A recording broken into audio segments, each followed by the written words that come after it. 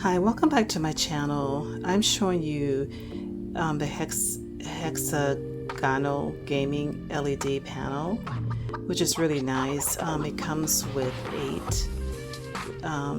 You can, I guess, buy more and add them to make them bigger. So basically, this is how it looks.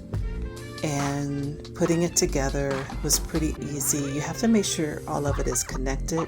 You can do various designs, and as far as controlling it, it comes with a plug and you just plug it in, but also you can change it 3 ways. This is what it's connected to, and you see the buttons on here. There's another option you can use, but also it comes with the remote control and pretty much the same thing. You can adjust it to make it brighter, and then you can adjust it to make it dimmer. I like the app better because it has so many different designs and it shows you what each one is. I'll show you that. I'll screenshot that so you can take a look at it from my phone. And then you have your colors here: red, green, and blue. So if you want it all red, you can do that. Blue, and then the green color.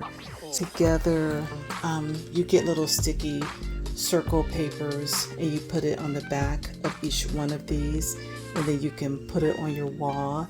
They do warn you that you have to be careful because it can tear off your paint. This actually fell down a few days after I had it up, and I was able to pick it up and put it back on. It's been on since then.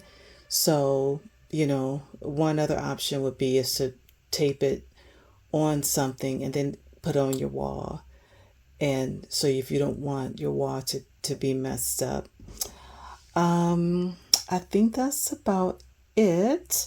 I will leave the link of it in the description.